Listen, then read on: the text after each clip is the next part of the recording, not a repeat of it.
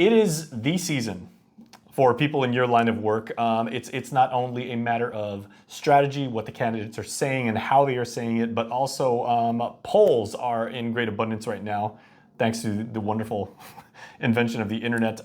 First of all, how are polls generally conceived by the parties themselves and the candidates in terms of like how strategic they are? There is a certain amount of error that's involved with them and everything like that. But in terms of just getting a general gauge of how the electorate feels about them.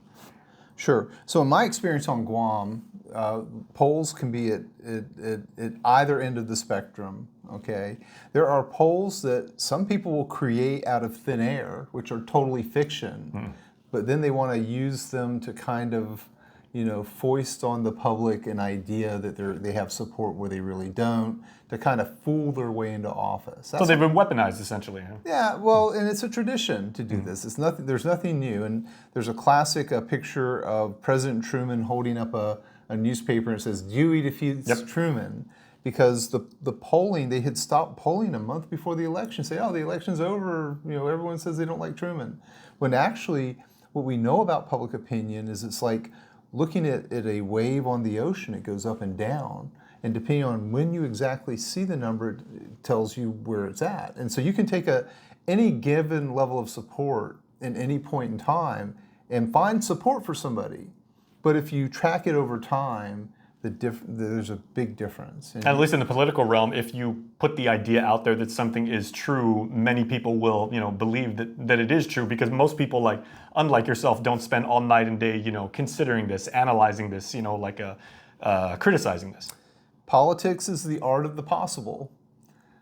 And in politics, there are all kinds of artists, people who paint landscapes, people who paint portraits.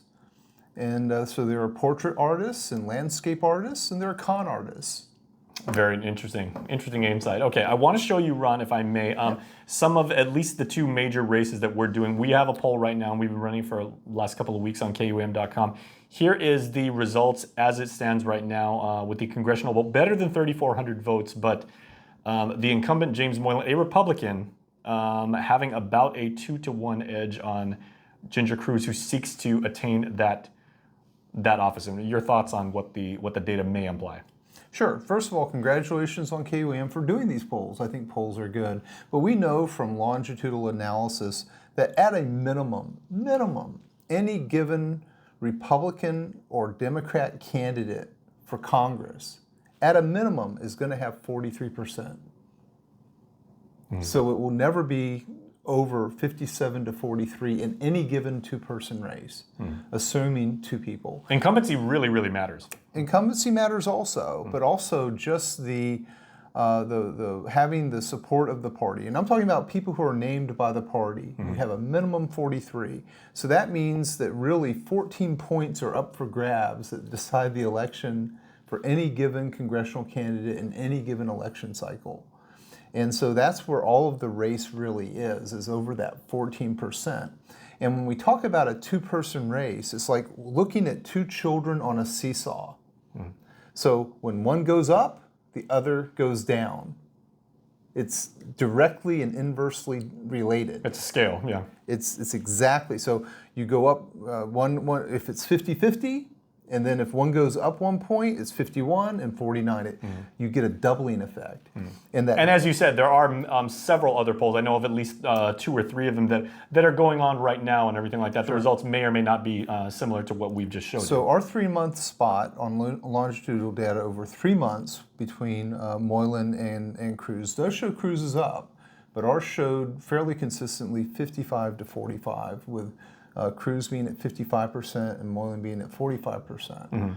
So there's about 10 points on scale, which are actually 5 points in actual that are different between the two.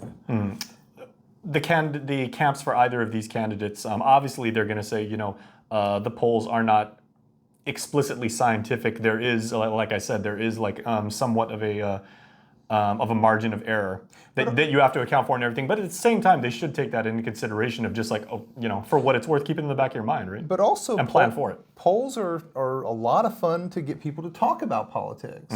So while my polls may not match your polls in terms of the numbers or things like that, this gets people to talk about them, it has a nice effect in terms of people arguing back and forth, because people say, oh, I don't believe it, and then they'll become animated